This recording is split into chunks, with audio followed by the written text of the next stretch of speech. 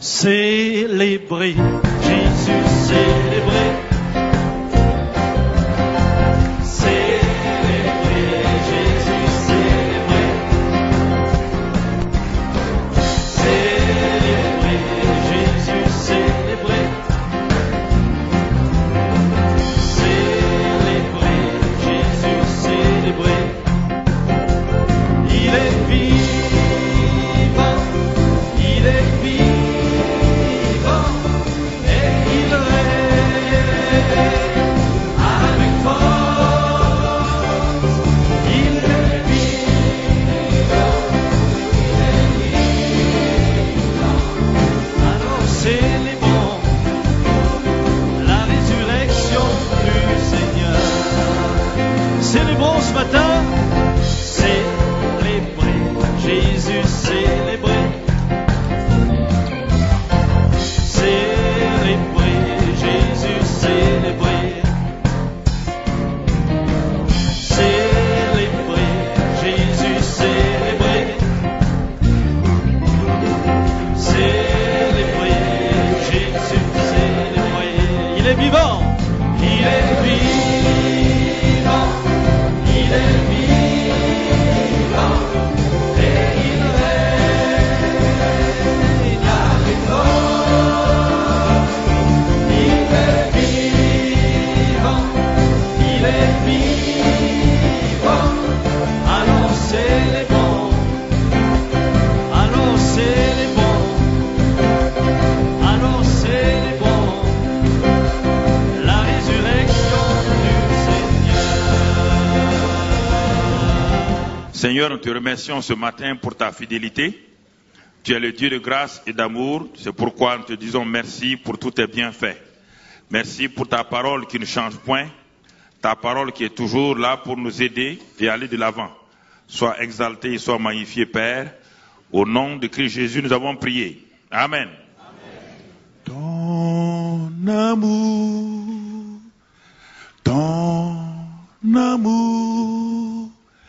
voilà Seigneur ce qu'il faut à mon cœur, oui c'est ton amour. Ce matin, bien-aimés frères et sœurs, je voudrais aborder avec vous l'huile qui permet au christianisme de fonctionner parfaitement. Quand un homme vous donne une voiture comme un cadeau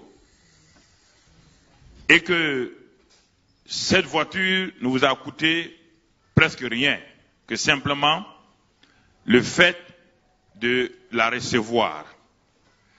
Cet homme vous dit, entretenez bien cette voiture. Donc, vous êtes responsable de l'entretien de la voiture. Dieu a tant aimé le monde qu'il nous a donné la vie éternelle.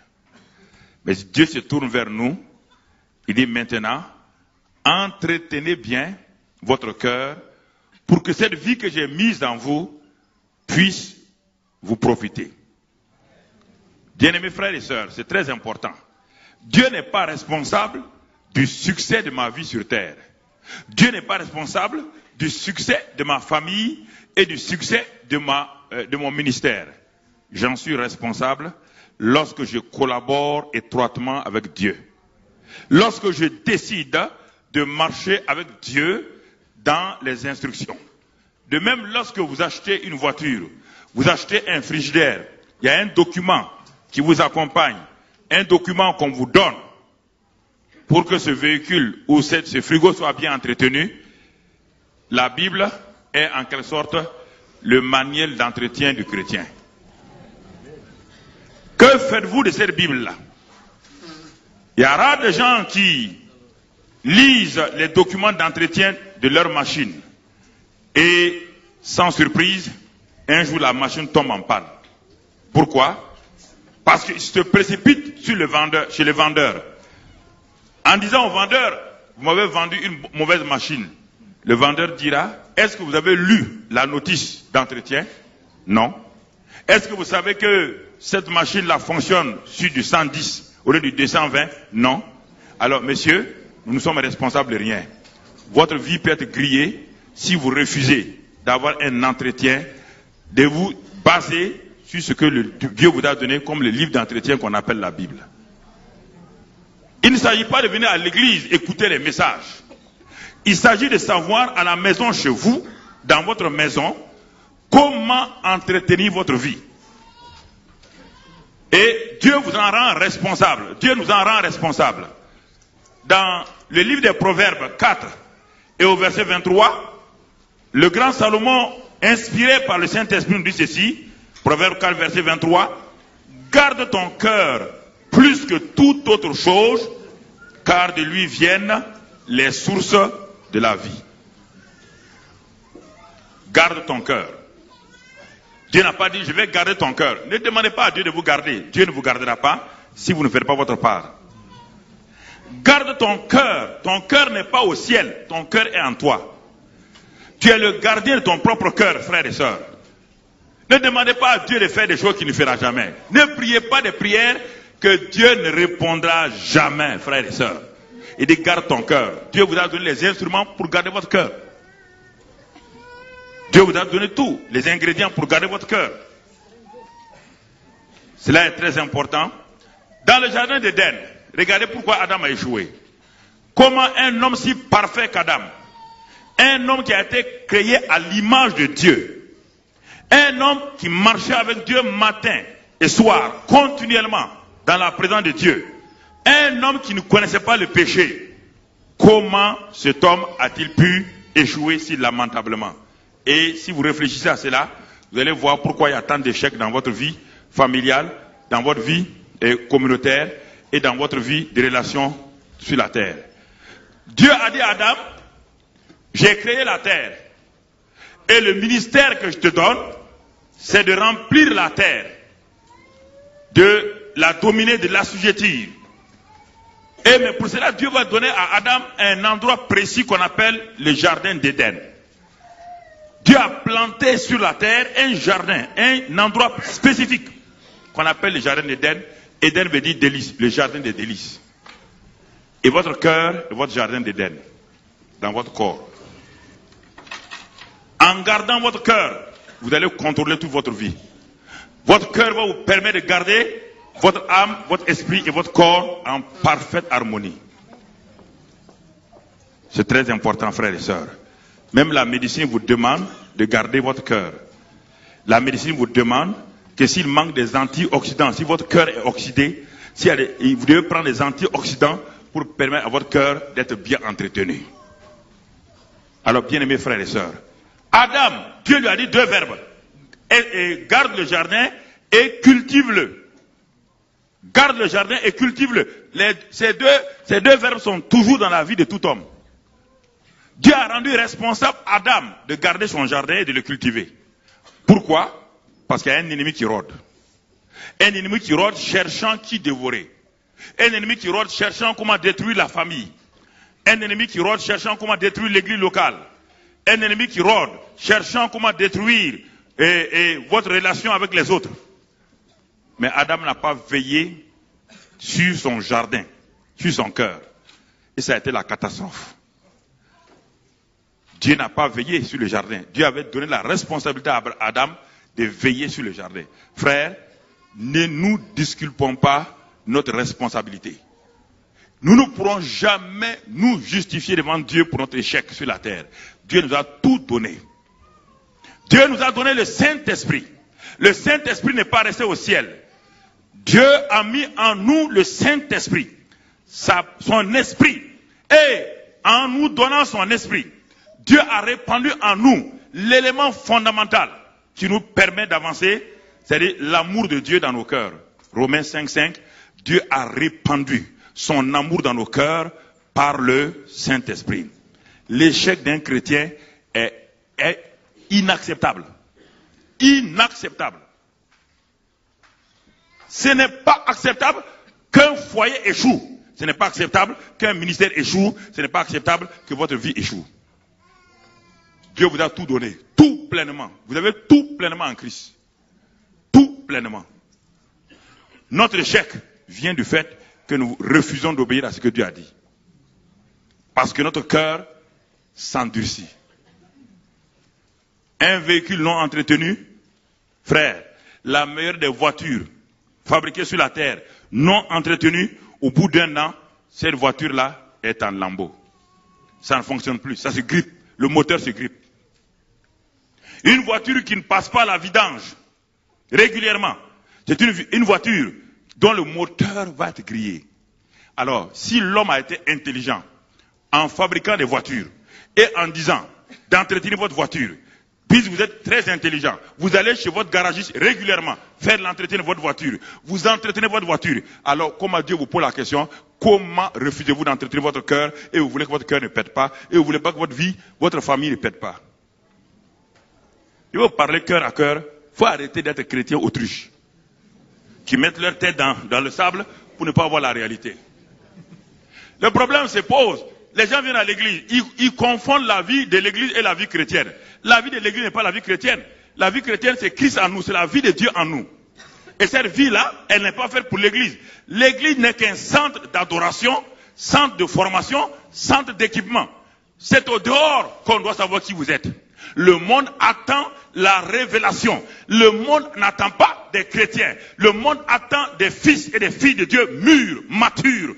Ceux qui transportent, ceux qui transfèrent, ceux qui impactent leur génération. Le monde a assez de voir des bébés chrétiens criant tout le temps, en train de demander l'aide à Dieu. Et le monde, la Bible dit que nous sommes les sels. Et le sel est fait uniquement pour assaisonner. Et la lumière est faite pour éclairer. Le monde est fatigué de voir des chrétiens bébés yo-yo. Il faut arrêter, frères et sœurs. Commencez à être sérieux avec vous-même et sérieux avec Dieu. Le monde attend.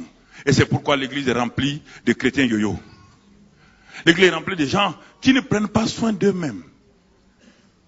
Qui ne prennent pas soin d'eux-mêmes. Garde ton cœur plus que toute autre chose. Car c'est de lui que viennent les sources de la vie. Dieu te dit que physiquement, mon cœur est le muscle le plus important de mon corps. Et il pompe, c'est un muscle puissant qui pompe le sang et l'envoie partout. Si le cœur fonctionne mal, malgré tout le reste de mon corps, je meurs. C'est pourquoi il y a des crises. Et c'est pourquoi des crises cardiovasculaires. Il y a des problèmes de ce genre-là. De même, naturellement et spirituellement, le cœur joue un rôle naturel. Le cœur spirituel joue un rôle spirituel. Dieu dit, mon fils, garde ton cœur spirituel. Plus que toute autre chose. Car c'est de lui que vient la vie. Le Saint-Esprit est où? Dans ton cœur. L'amour de Dieu est où? Dans ton cœur. Alors, si tu ne le gardes pas, comment tu peux manifester cela au dehors? Et ce matin, c'est très important que nous comprenions ces choses-là. Et le titre de mon message, c'est pourquoi rechercher l'amour. Puisque l'amour est l'huile qui permet d'entretenir mon cœur. Est l'huile qui permet d'entretenir mon cœur, qui est le lieu sacré de mon corps. Puisque mon cœur est le centre stratégique de ma vie spirituelle, Dieu me dit de l'entretenir. Et pour cela, Paul nous dit dans 1 Corinthiens 14, verset 1, il dit recherchez l'amour. Et dans la version de la parole vivante, il est dit poursuivez et avec ardeur et cherchez à acquérir cet amour et faites-en votre but et votre quête suprême. Ça c'est la bonne nouvelle, la parole vivante. Recherchez l'amour, c'est-à-dire poursuivez-la. Faites-en votre quête suprême. Que l'amour soit la quête suprême de votre vie, de vie chrétienne. Pourquoi il dit cela? Nous allons voir les quelques raisons pourquoi Paul dit cela. Pourquoi Paul me dit de rechercher l'amour? Pourquoi il me dit que de faire de l'amour ma quête? Nous allons comprendre que nous confondons l'amour avec les sentiments. Nous confondons l'amour avec les sentiments. C'est pourquoi nos sentiments se blessent. C'est pourquoi nos sentiments sont dans le rejet. L'amour n'est jamais rejeté. On ne peut pas rejeter l'amour. Vous allez comprendre tout à l'heure. L'amour ne se blesse pas, frère. Ce qui est blessé, c'est votre sentiment qui est blessé. Ce sont vos émotions, ce n'est pas l'amour. Dieu a été rejeté, il n'a jamais été blessé. Dieu n'a jamais été culpabilisé, complexé. C'est le sentiment qui a des problèmes. Ce sont mes sentiments et mes émotions qui ont des problèmes.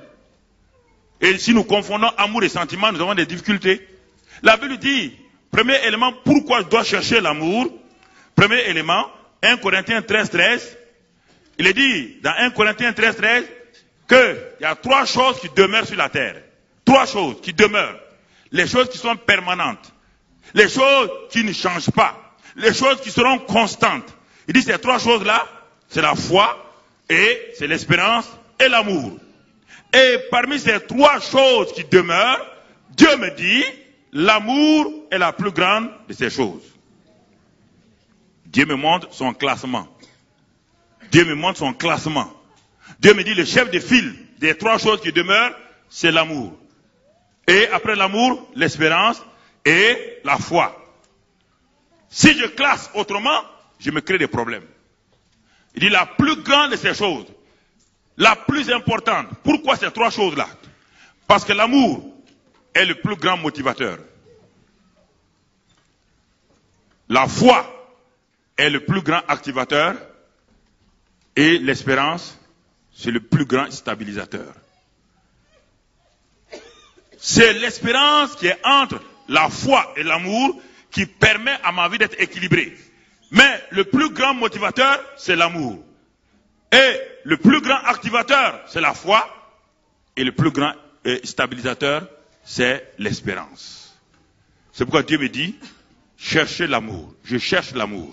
Je vis dans l'amour. Parce que Dieu, pour Dieu, l'amour est la plus grande des choses qui demeurent. Deuxième élément, il a dit, 1 Corinthiens 13, verset 8. Dieu me dit, cherche l'amour. Parce que l'amour, non seulement est la plus grande des choses, mais l'amour ne périt jamais.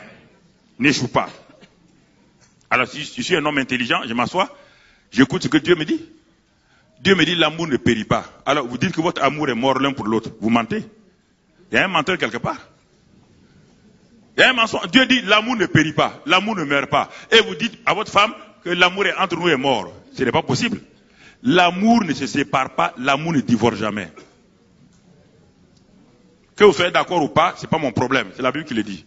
L'amour ne se sépare pas, l'amour ne divorce jamais. L'amour, il n'y a pas de les sentiments. Les sentiments se séparent, les sentiments divorcent, pas l'amour. Jamais. L'amour ne divorce jamais, ne se sépare, jamais. L'amour n'échoue pas. L'amour n'échoue pas. L'amour est la nature divine. C'est l'amour agapao. C'est la nature de Dieu déversée dans un homme. C'est la nature de Dieu impartie dans un homme. Troisième élément, pourquoi Dieu me dit de chercher l'amour? 1 Corinthiens 12, 31, il me dit, l'amour, c'est la voie par excellence. La voie par excellence pour faire les choses sur la terre. C'est la voie par excellence. Vous entendez? La voie par excellence. Alors, frères et sœurs, prenons ces 3 éléments déjà.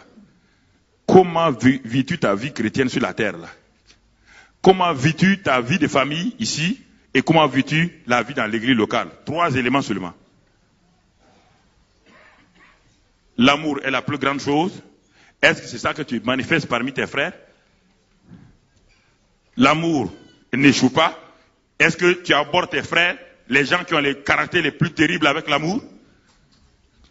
L'amour est la voie par excellence. Quand tu vas vers tes frères, tes sœurs, quand tu vas vers ta femme, quand tu vas vers ton mari, avec elle, quelle voie utilises-tu? L'amour.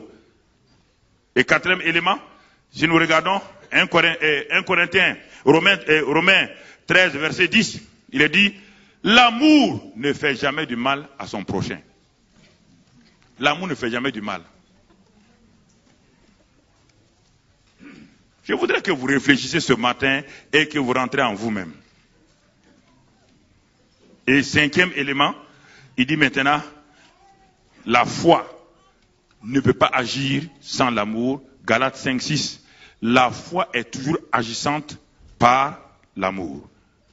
Alors, 5 éléments ce matin auxquels vous devez réfléchir attentivement. La foi fait des prodiges à cause de l'amour. Et vous allez comprendre tout à l'heure, je vais descendre, je vais faire une école d'application. Après la grande leçon d'introduction, je vais faire 2 applications simples. 2 applications simples dans la famille et dans l'église locale. Il y a 2 familles que Dieu a sur la terre. Votre famille personnelle, vous, votre femme et vos enfants, Et deuxièmement, la deuxième famille de Dieu, l'église locale. Si ces deux familles elles ne vont pas sur la terre, la société a des problèmes.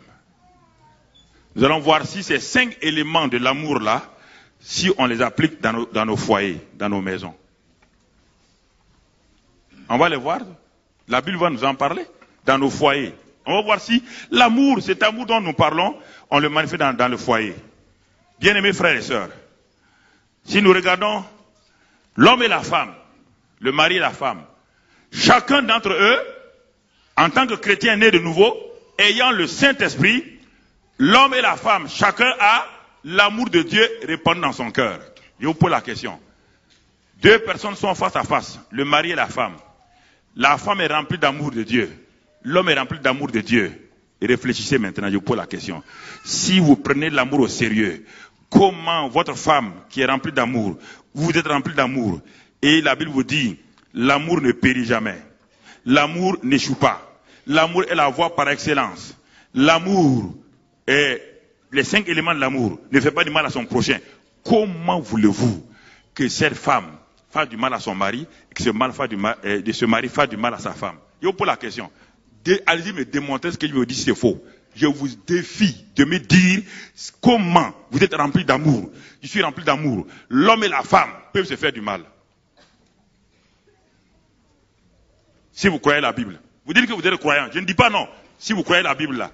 Comment l'amour peut faire du mal à l'amour?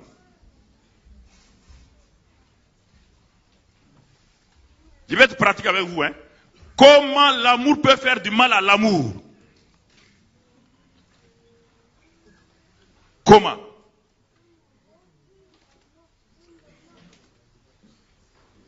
Il ne s'agit pas de lire la Bible de bien. Il ne s'agit pas de lire la Bible et de regarder. Non. Il s'agit de savoir.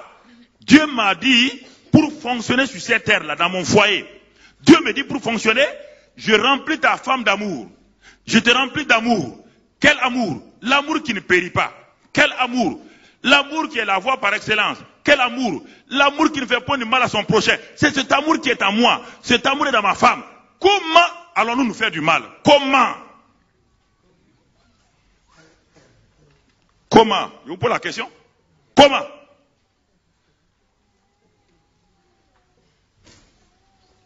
Réfléchissez bien.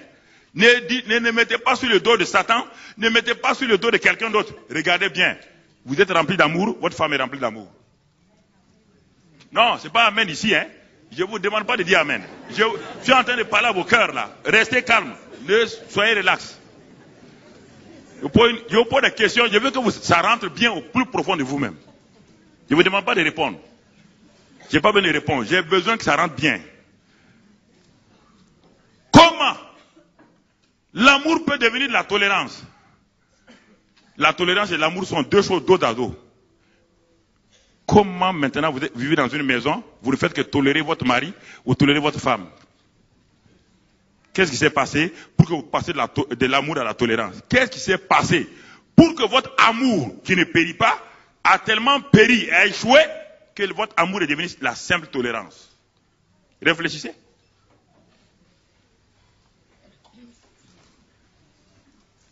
Vous vous tolérez simplement dans la maison. Vous tolérez parce que vous avez vécu ensemble 25 ans. 2 étrangers qui vivent ensemble 25 ans, ils vont se tolérer. La tolérance est la chose la plus facile dans le monde. Il suffit de vivre avec des voisins. Pendant 25 ans, vous vous tolérez. Mais vous ne vous aimez pas. Alors comment pouvez-vous marier cette femme et cet homme-là, 30 ans, et vous êtes arrivé maintenant à une simple tolérance au lieu de l'amour? Quelque chose n'a pas marché quelque part. Vous n'avez pas fait assez de vidange. C'est pourquoi votre moteur d'amour a craqué. Frère, réfléchissez. Écoutez, c'est très bien. Regardez ce que la Bible dit.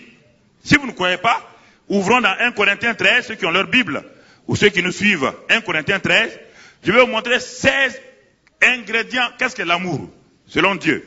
16 ingrédients. Et je vous défie, vous qui êtes mariés, vous asseyez avec votre femme. Lisez cela avec moi et on va voir combien d'ingrédients. Il faut beaucoup d'ingrédients pour faire une sauce. Et il faut de l'huile, il faut du sel, il faut des légumes, il faut de la viande ou du poisson, quelque chose pour faire la sauce. Regardons les 16 ingrédients que Dieu donne pour qu'un foyer et une église vivent dans la victoire. Regardons-les. 1 Corinthiens 13. Je vais vous les citer ensemble. Verset 4. Dans certaines versions, il ne dit pas charité, mais c'est l'amour. L'amour est patient, premier élément. L'amour est plein de bonté, deuxième élément. Écoutez très bien. L'amour n'est point envieux, 3. L'amour ne se vante point, 4. L'amour ne s'envole point d'orgueil, 5. L'amour ne fait rien de malhonnête, 6. L'amour ne cherche point son intérêt, 7. L'amour ne s'irrite point, 8. L'amour ne soupçonne point le mal, 9. L'amour ne se réjouit point de l'injustice, 10. L'amour se réjouit de la vérité, 11. L'amour excuse tout, 12. L'amour croit tout, 13. L'amour espère tout, 14. L'amour supporte tout, 15. L'amour ne périt jamais, 16. Je pose la question maintenant sur les 16 ingrédients de l'amour ici. Voici l'amour, pas autre chose. Quels sont les ingrédients qui fonctionnent dans votre foyer?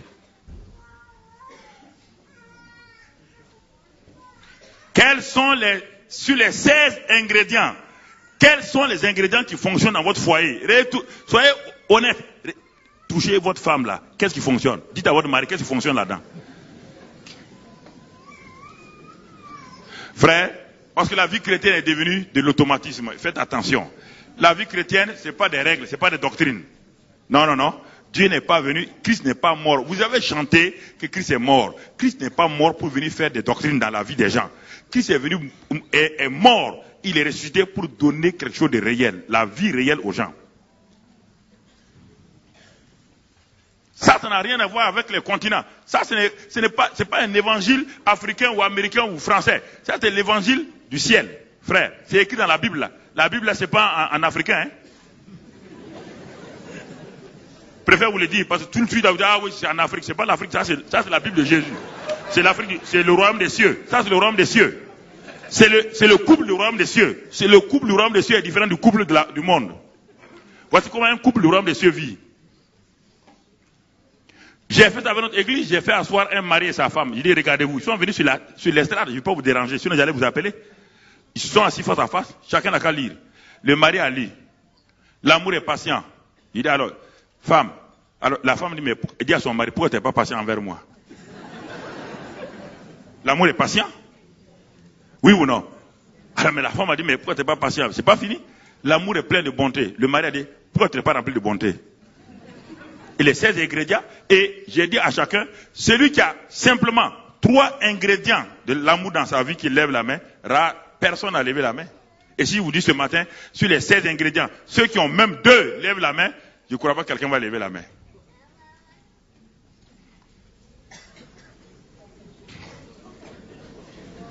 Si vous levez votre main, je vais faire monter votre femme ici, elle va me dire si c'est vrai ou pas.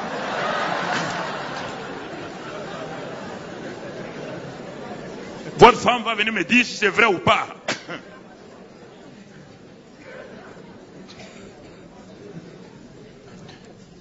Un grand pasteur est mort et on faisait ses funérailles. Un homme de Dieu que Dieu utilisait puissamment. Un homme que Dieu utilisait vraiment faire des miracles, des prodiges. Et la famille était alliée, les gens saluaient. Et les gens sont arrivés au dernier de la famille, au petit enfant de la famille. Et ils ont salué, dit, mais ton papa était un homme merveilleux. Vraiment, il a eu un ministère merveilleux, un ministère glorieux. Des miracles, des aveugles ont vu, des paralytiques ont marché. Et le petit enfant, le dernier de la famille, a dit ceci. Vous êtes un enfant, la vérité sort du cœur d'un enfant. Si vous connaissez notre papa, vous n'allez pas dire cela.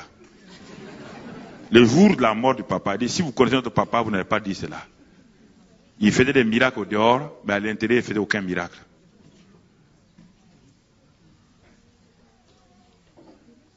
Il exerçait l'amour au dehors. Il tenait les gens au dehors, dans l'église, dans les croisades. Il embrassait les gens, mais il ne m'a jamais embrassé.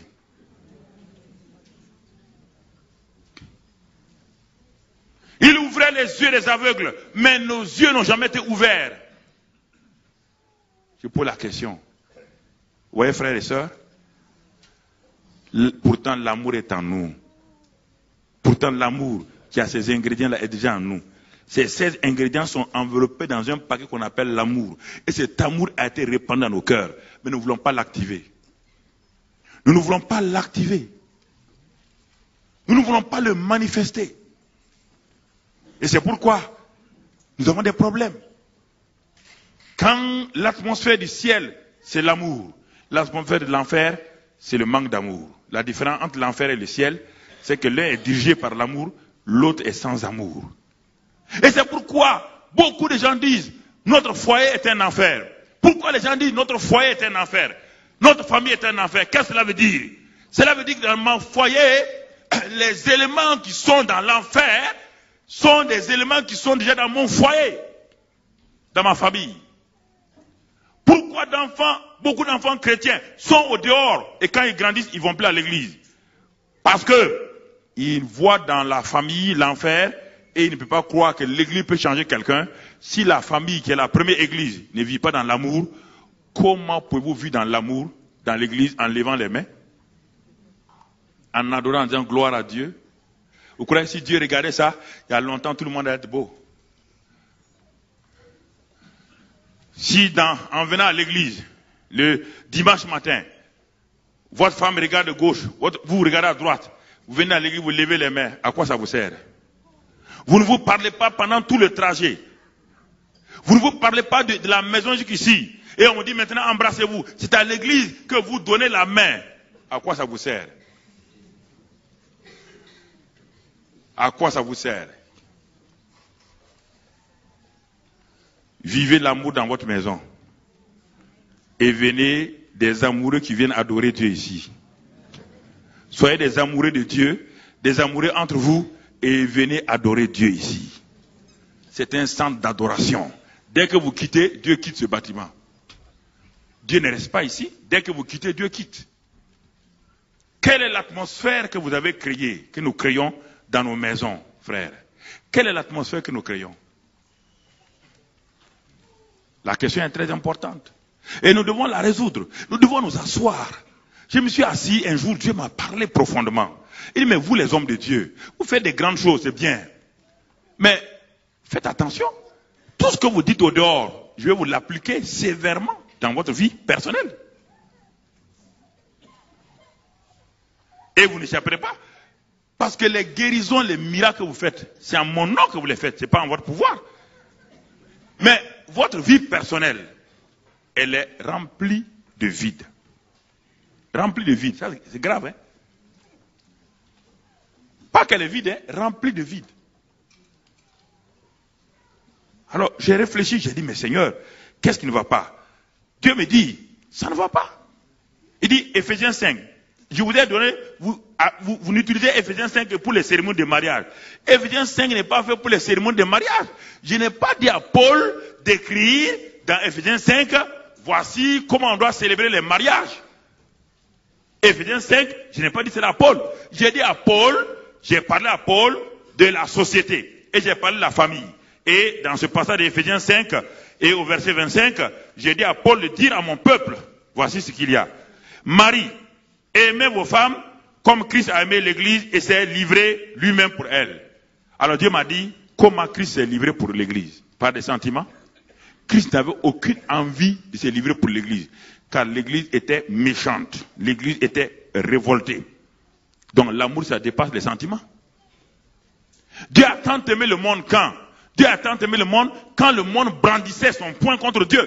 Quand le monde disait, nous ne voulons pas que tu règnes sur nous. Mais Dieu a manifesté son amour. Il a pris une décision. L'amour est une décision. Il a pris cette décision d'aller au-delà de ses sentiments, d'aller au-delà de ce qu'il ressent, de ses émotions. Et il est allé vers nous. C'est ça l'amour. C'est pourquoi il dit ici que le mari aime sa femme comme Christ a aimé l'église. Donc vous devez vous asseoir, prendre un bic. Regardez, comme Christ a aimé.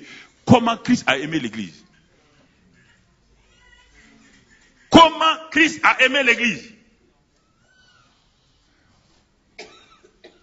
Quand vous lisez la Bible, ayez votre cahier, faites une colonne. Faites un trait, faites 2 colonnes du moins. Vous et Christ. Comment Christ a aimé l'église? Regardez la suite.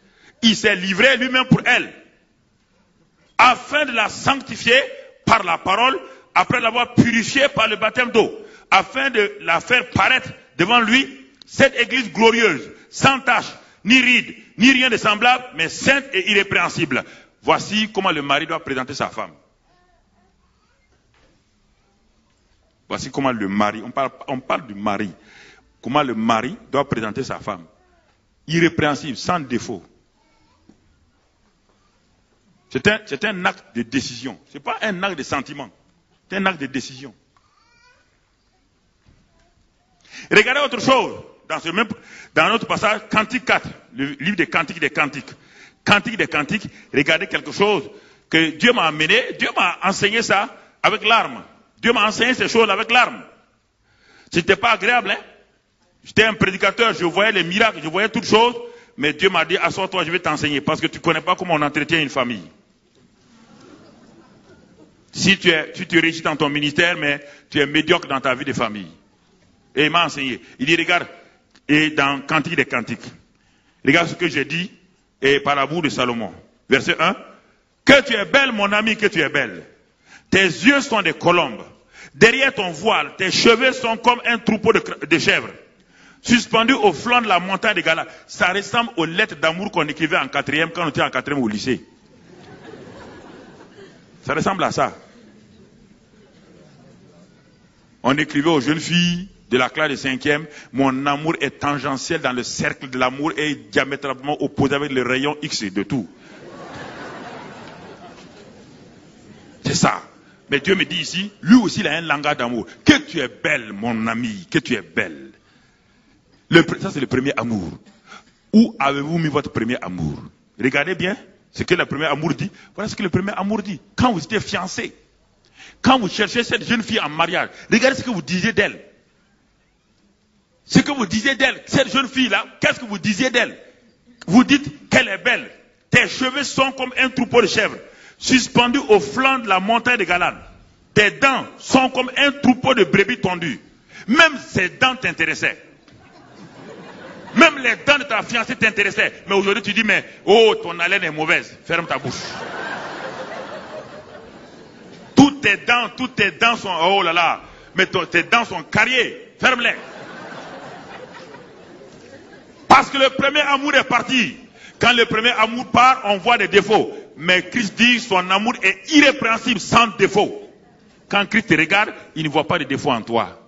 Alors Dieu dit, regarde ta femme et ne voit pas de défauts. C'est pas fini, on va continuer. Les dents, ça c'est les dents, ça c'est les choses encore qu'on peut dire. Il dit ensuite, il dit, aucune d'elles n'est stérile. Tes lèvres sont comme un fil cramoisi et ta bouche est charmante. Mais aujourd'hui, pourquoi tu dis, mais ta bouche là, c'est une langue de vipère. Quand tu lui faisais la cour, tu as dit que c'est une langue de vipère? Non, mon ami. Tu as trouvé que sa langue était une langue merveilleuse. Pourquoi aujourd'hui tu changes? Parce que le premier amour est parti. Et quand le premier amour s'en va, Dieu dit à l'église d'Éphèse, il dit, je connais tes œuvres, dans l'Apocalypse. Je connais tout le travail que tu as fait pour moi. Je connais ta puissance. Mais j'ai quelque chose contre toi. Tu as perdu ton premier amour. Et quand nous perdons ton premier amour, c'est dangereux pour nous, frères. Quand le premier amour s'en va, alors l'accusation vient, la condamnation vient. Et il continue ici. Et qu'est-ce qu'il dit encore? Ton cou est comme la tour de David, bâti pour être un arsenal. Mi-boucliers, ils sont suspendus. Et il dit, verset 5, vous voyez, Dieu est clair, tes deux seins comme sont deux faons, comme les jumeaux d'une gazelle. Oui, tes deux seins sont comme une jumelle, une tour jumelle. Mais aujourd'hui, pourquoi tu dis à ta femme avec tes seins écrasés? Tes seins aplatis. Qui les a aplatis? C'est toi.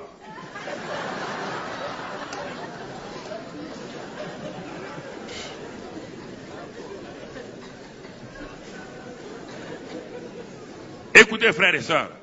Écoutez-moi, non, mais je vous dis, écoutez, ne vous tolérez pas. Les actes de tolérance, souvent c'est quoi? Je tiens la main de ma femme et on s'assoit, on fait quelques bisous. Mais c'est pas ça. Ça c'est de l'apparence. Ne vous trompez. Vous savez bien que ça ne va pas du tout. Vous savez que ça ne va pas. Il faut mieux aller dans le cœur.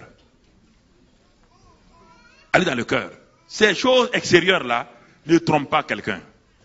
Celui qui a une vision, celui qui a un discernement, s'il te voit en tant que couple, il sait que tu as un problème. Même si tout ce que vous faites là, il sait que tu as un problème. Le discernement spirituel vient du Saint-Esprit. Quand vous voyez, vous savez que non, ça ne va pas du tout. Frère, c'est ce que la Bible nous dit ici, au niveau donc de l'église, de la famille. Alors quand nous voyons ces choses-là, nous devons dire à Dieu, la famille est un grand mystère. Et nous devons voir qu'est-ce que Dieu veut de nous. Alors maintenant, quand notre famille personnelle est en bonne santé spirituelle, quand nous arrivons à garder nos cœurs, alors quand nous venons à l'église, vous imaginez, nous sommes ici plusieurs familles qui sont là.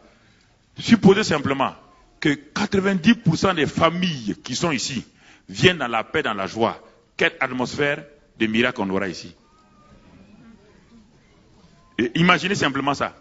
Si 50% des chrétiens qui viennent à l'église dimanche matin venaient dans la paix, dans la joie, regardez ce que le pasteur n'a pas besoin de faire des efforts. En rentrant ici déjà, vous allez créer une atmosphère de paix et de joie. On n'a pas besoin, les musiciens n'ont pas besoin de tirer sur vous avant que vous soyez en bonne santé. Si votre cœur, votre famille et vos cœurs sont déjà dans la joie en venant ici, même avant que le groupe musical ne chante, vous serez dans la joie. Vous allez aller vers les frères et les sœurs, vous allez les embrasser. Pourquoi? Parce que vous allez voir, l'amour est en vous. L'amour appelle l'amour. L'amour touche l'amour, frère. Et l'église locale, regardez bien, dans Jean 13, Jésus dit, dans Jean 13, il dit ceci, au verset 34-35, il dit, voici, je vous donne un commandement nouveau. Le commandement nouveau. Ce commandement nouveau va contraindre, va compléter, va contrôler les premiers commandements. Le commandement nouveau de Jésus est Christ comme est la loi de l'aérodynamique. La loi de l'aérodynamique, la loi de la sustentation, qui contrôle la loi de la gravitation, la loi de la gravité. La loi de la gravité est implacable. On ne peut pas monter au-dessus. On est là, on est soumis à cette loi-là. Mais la loi de l'aérodynamique a permis aux avions de voler et de contrôler la loi de la gravité. La loi de l'amour est supérieure à toute autre loi. C'est pourquoi Jésus dit, quand la loi a été donnée à Moïse, ça ressemble à la loi de la gravité. Les 10 commandements donnés à Moïse étaient impossibles. C'était quelque chose d'intraitable pour l'homme. Aucun homme ne pouvait obéir aux 10 commandements. Aucun. Depuis que le monde est monde. Personne n'a jamais obéi aux 10 commandements. Et personne ne peut le faire. Alors, Jésus, en venant dans ce monde-là, a amené le royaume des cieux. Et dans le royaume des cieux, il a amené une nouvelle loi, qu'on appelle la loi de l'amour, et qui est liée à la loi de l'esprit de vie. Les Moïse ont essayé d'obéir aux 10 commandements, ils n'ont pas pu. C'est comme quelqu'un qui dit qu'il ne croit pas à la loi de la gravité, la loi de la gravitation, et qu'il monte sur la tour Eiffel, en dit je ne crois pas à la loi de la gravitation, et il met des pailles à ses bras, et il se jette dans le vide. S'il ne croit pas, la loi de la gravitation croit en elle-même, et la personne sera écrasée. Elle va s'écraser verticalement. Elle va s'écraser. Donc il y a 2 lois ici implacables, frère. La loi du péché et de la mort, qui est liée à la loi de Moïse. Personne ne peut échapper. Personne ne peut obéir à la loi. C'est pourquoi Paul crie, qui me libérera de cette loi-là? Il a essayé de faire du bien, il ne peut pas. Parce que le cœur n'était pas changé. Le cœur n'était pas né de nouveau. Ni Moïse, ni David n'avaient un cœur nouveau. Ils n'avaient pas le Saint-Esprit en eux. C'est ça qui les rendait incapables d'aimer les gens. Dans l'Ancien Testament, on ne présente pas le Dieu d'amour. On présente un Dieu saint. Je vous pose la question. Quand Adam et Ève avaient échoué, si Dieu venait vers eux avec sa sainteté, si Dieu vient vers vous avec sa sainteté, vous allez fuir. Dieu n'est pas venu vers l'homme avec sa sainteté quand l'homme a échoué. Non. On n'a pas dit que Dieu a envoyé sa sainteté pour que le monde soit sauvé. Dieu a tant aimé le monde. Vous entendez?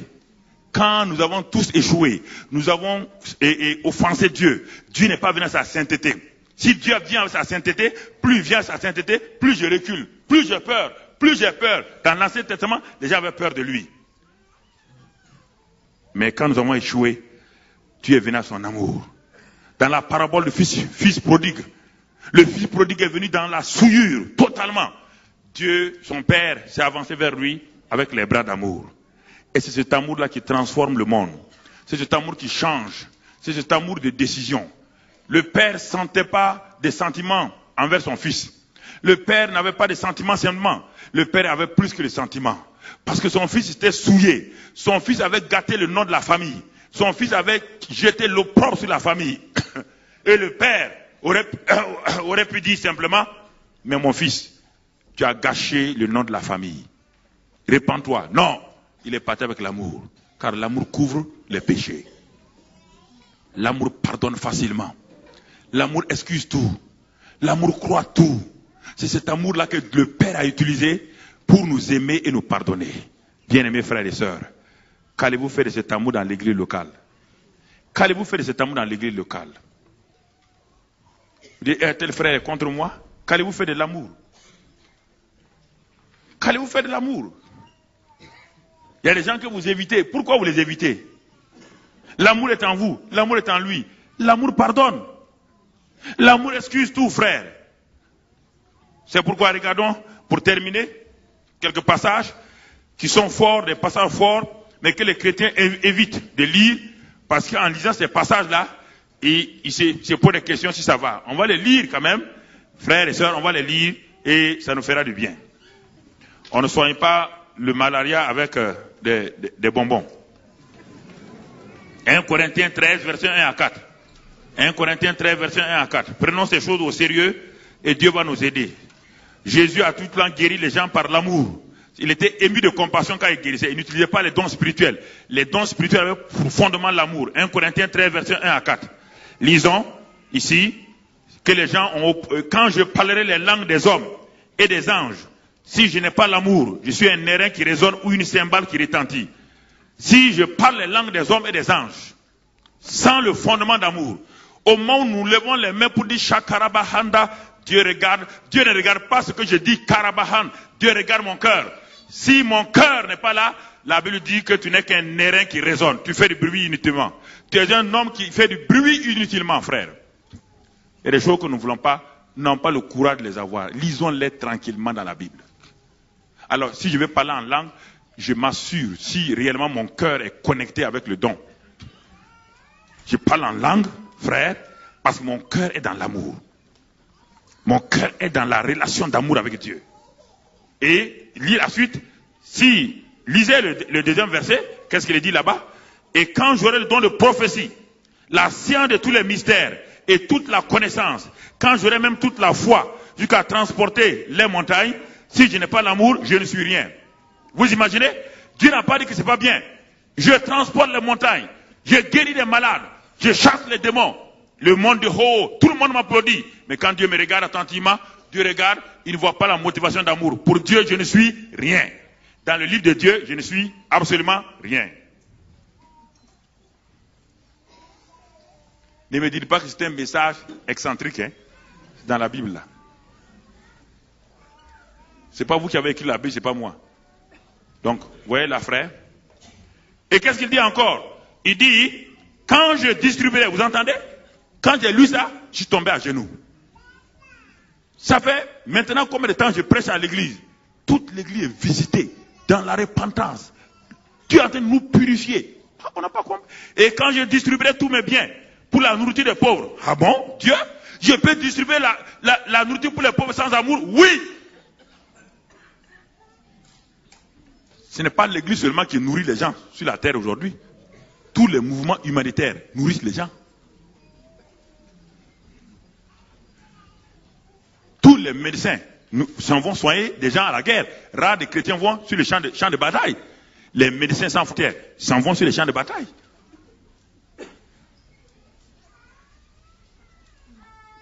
Donc je peux donner mes vêtements. Je peux donner même ma vie. Il est dit ici, quand je livrerai même mon corps pour être brûlé, si je n'ai pas l'amour, cela ne me sert de rien.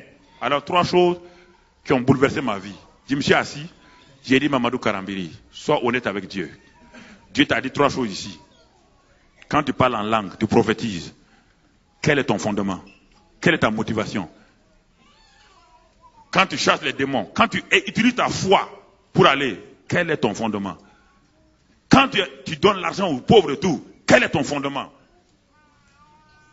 Les gens peuvent m'applaudir. Les gens peuvent dire que c'est bien. Et là, ce jour-là, Dieu m'a parlé dans ma chambre. Je suis tombé à genoux. Les larmes ont commencé à couler. Il dit, c'est ça. Prends garde afin que tu ne te trouves pas devant moi les mains vides. Prends garde. Quand tu seras devant moi et que je te dirai, je ne t'ai jamais connu, fais attention à cela. Fais attention à cela, mon fils, mon serviteur. Parce que ce que je regarde, c'est la motivation. Mon fils guérissait les gens par motivation. Il a multiplié les pains par motivation. Tout le temps, il dit, ému de compassion. Tu as lu, non? Relis la Bible. J'ai commencé à lire les évangiles et je voyais que Jésus n'a rien fait sans être ému de compassion. La compassion, c'est l'aspect pratique de l'amour. L'amour est dans mon cœur et quand ça sort sous forme de compassion. Et la compassion agit. Et c'est pas fini. Dieu me dit, et là où je serai complètement nettoyé dans 1 Jean 4. Dans ce passage, 1 Jean 4, 20. Et ensuite dans 1 Jean 3, 14, 18. Pour ceux qui ne pourront pas continuer avec nous. 1 Jean 4. J'ai lu ce passage-là. 1 Jean 4, verset 20. Et ensuite dans 1 Jean 3, verset 14 à 16. Quand j'ai lu ce passage-là, j'ai dit Seigneur. Alors je me suis mis à genoux. La Bible dit, verset 16, 1 Jean 4, 16. Et nous avons connu l'amour que Dieu a pour nous et nous avons cru. Dieu est amour. Vous entendez? Dieu est amour. Et celui qui demeure dans l'amour demeure en Dieu. Et Dieu demeure en lui. Vous entendez? Celui qui demeure dans l'amour, Dieu demeure en lui et lui demeure en Dieu. Tel il est, tel nous sommes dans ce monde-là. Il est quoi? Il est amour. Je dois être amour dans ce monde. Cela veut dire quoi? Verset 20 maintenant. Si quelqu'un dit, vous entendez? Si quelqu'un dit, on parle à des chrétiens ici, on ne parle pas des païens. On parle à nous tous ici. Si quelqu'un dit, j'aime Dieu et qu'il haït son frère, c'est un menteur. Ce matin, regardez bien. Dites, j'aime Dieu. Oui, j'aime Dieu. Dieu dit alors, tu m'aimes. C'est formidable. Mais lis la suite du verset. Il dit, mais lis la suite du verset.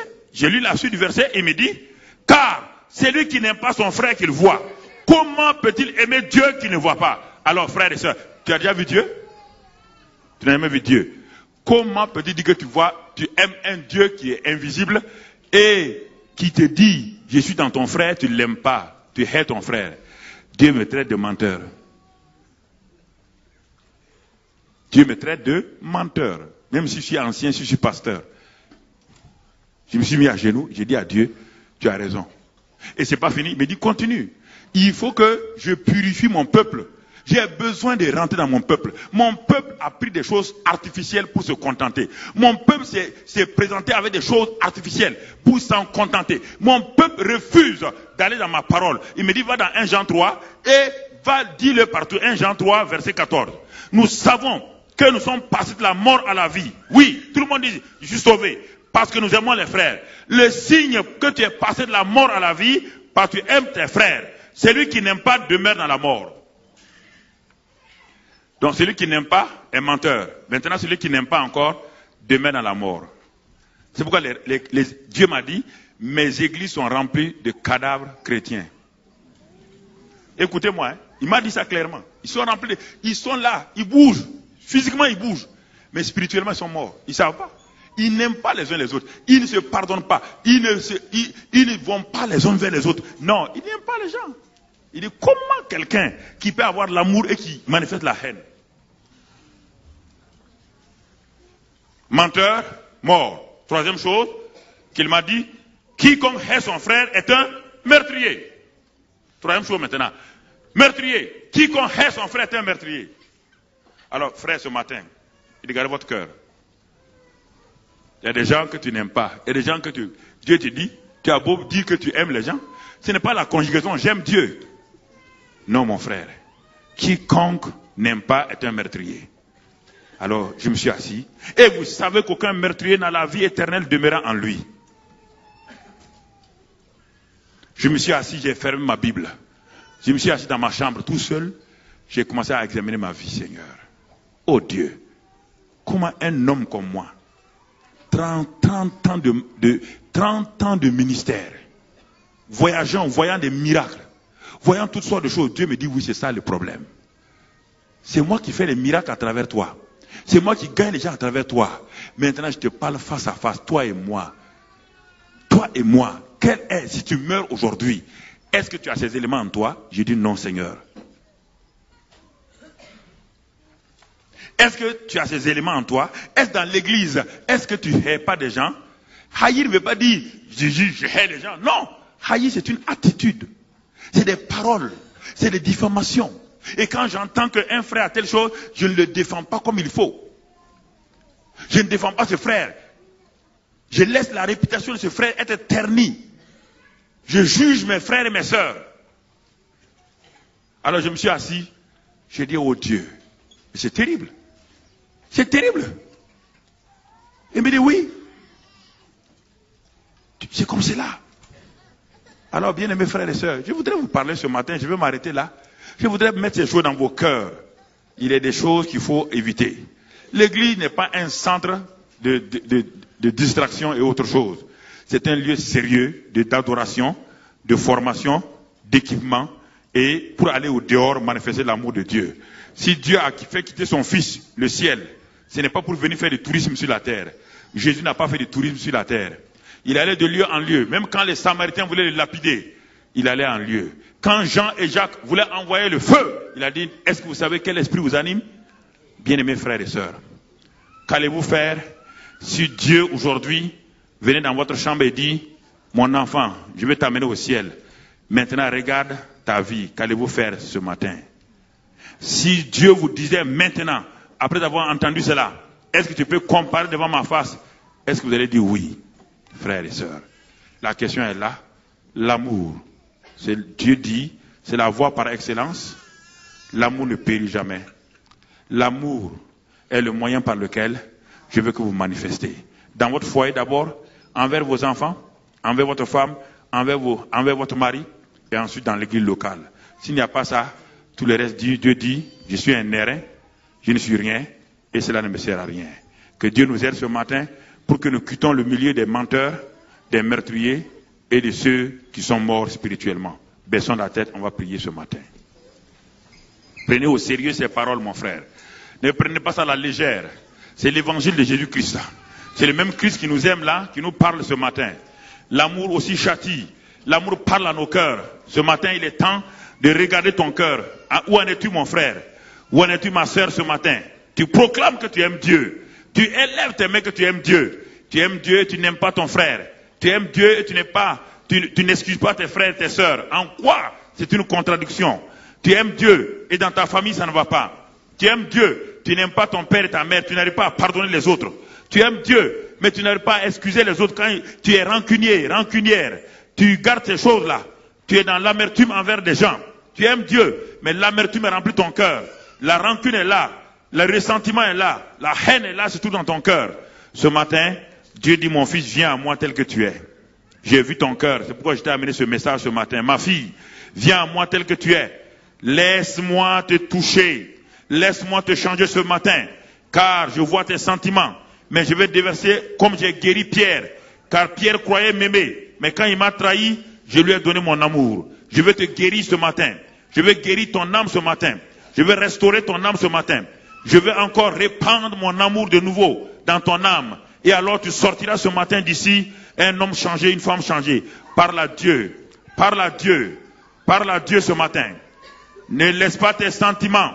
Ma soeur, tais-toi. Ne laisse pas tes sentiments. Ne laisse pas tes sentiments te déranger là. Nous ne sommes pas dans le temps des sentiments maintenant. Oui, crie à Dieu si tu veux. Mais crie à Dieu sérieusement. Frère, baissons la tête. Que nous soyons pasteurs, que nous soyons anciens, que nous soyons qui qu'on soit, baissons la tête. Et ce n'est plus le temps de s'occuper des autres. Si tu meurs aujourd'hui avec ce que tu as entendu, est-ce que tu verras Dieu? Si tu meurs ce matin-là, est-ce que tu verras Dieu avec ce que tu as entendu? S'il y a des choses que tu n'as pas encore pardonnées, c'est l'occasion de pardonner. S'il y a des choses, décide ce matin. Prends la décision ce matin. Dis, je pardonne à telle personne. Désormais, je vais aimer les gens avec l'amour que tu m'as donné. L'amour n'est pas au ciel. L'amour est déjà dans ton cœur. Dieu a répandu l'amour dans ton cœur. Utilise cet amour pour pardonner. Utilise cet amour pour te réconcilier. Utilise cet amour pour bénir les gens. Ne maudis plus les gens. Prie pour eux. Bénis-les. Sois patient. L'amour qui est patient en toi. Sois patient envers ton mari. Sois patient envers ta femme. L'amour qui est en toi est patient. L'amour qui est en toi est plein de bonté. Utilise tout cela pour aimer tes enfants, pour bénir tes enfants. L'amour excuse tout. L'amour pardonne tout. L'amour croit tout, l'amour supporte tout. L'amour, quel amour? L'amour qui est déjà en toi. Et commence à remercier le Seigneur. Père, je te remercie ce matin pour cet amour que tu as répandu dans nos cœurs. Nous te bénissons ce matin, Père. Te rendons grâce pour l'amour que tu as répandu dans nos cœurs. Cet amour est déjà en nous. Élevez vos voix et remerciez le Seigneur. Élevez vos voix et remerciez le Seigneur. Ne vous laissez pas distraire. Élevez vos voix et remerciez le Seigneur. Je te remercie pour l'amour que tu as répandu dans mon cœur. Cet amour est dans mon cœur. Cet amour est réel. C'est pourquoi je te bénis ce matin-là. Je te loue ce matin pour l'amour divin que tu as mis en Pierre. Car Pierre avait utilisé son amour humain et il a échoué. Et c'est pourquoi ce matin, nous avons essayé nos amours humains dans nos familles. Nos amours humains ont échoué. Nos sentiments humains ont échoué. Nous avons besoin de comprendre que c'est l'amour divin qui réussit. Et tu as mis cet amour en nous. Père, ce matin, que chacun sorte avec cet amour divin par le Saint-Esprit, puisse aller pratiquer cela dans sa famille, pratiquer cela dans l'église locale, pratiquer cela au service. Père, nous te remercions pour tout cela. Nous te bénissons pour tout cela. C'est au nom de Jésus-Christ que nous avons prié et que toute la gloire revienne à toi, Père. Au nom de Jésus. Amen. Soyez bénis.